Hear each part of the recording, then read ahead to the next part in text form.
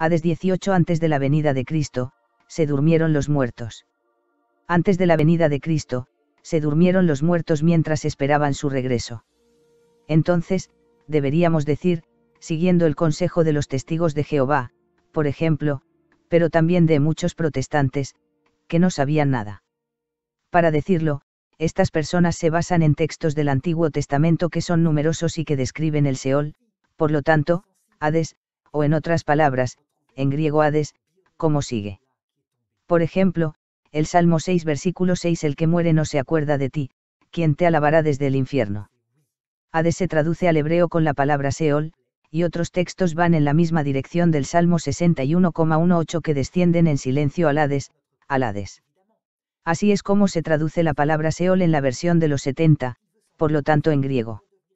Podríamos citar muchos otros textos como el Salmo 115, 18: no son los muertos los que celebran al Señor, no es ninguno de los que descienden al lugar del silencio, y por eso, apoyándose en estos textos, algunos dicen que están durmiendo, no son conscientes de nada. Ahora, en el Evangelio, Jesús da una parábola, ciertamente una parábola y por lo tanto un cuento pero muy realista, en la que describe lo que es el Hades, el Hades. Esta es la parábola de Lázaro y el rico. Se dice que un pobre llamado Lázaro se moría de hambre a la puerta de un hombre rico, que ni siquiera se molestó en darle un pan frito. Y un día Lázaro murió, fue llevado al paraíso provisional, el seno de Abraham, mientras el rico se encontraba en el Hades. Se pronuncia la palabra Hades en griego.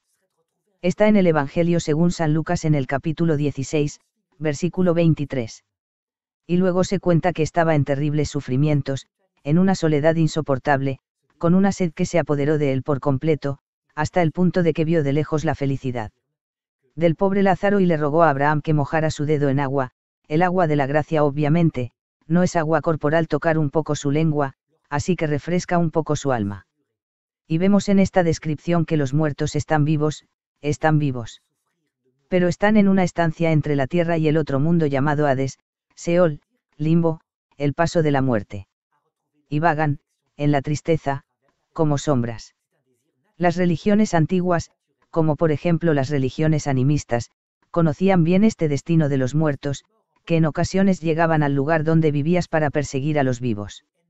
No estaban muy entusiasmados con su presencia, por lo que les ofrecieron suntuosos entierros, para que fueran a frecuentar cosas en otros lugares y no molestaran a los vivos. Le tenían demasiado miedo. Por lo que se puede concluir que en el Antiguo Testamento, antes de que llegara la predicación de Cristo, y tal vez incluso llegó en ese momento en el Seol por la aparición de un ángel, en un momento, que no era necesariamente un lugar definitivo, donde permanecían allí hasta la venida de Cristo, en el año 0. Entonces, en ese momento, los muertos estaban en la morada de las sombras, en muchas aflicciones internas, y es allí donde se purificaron. Pero estaban muy vivos, ya en ese momento, porque su alma es de la misma naturaleza que la nuestra, no es mortal.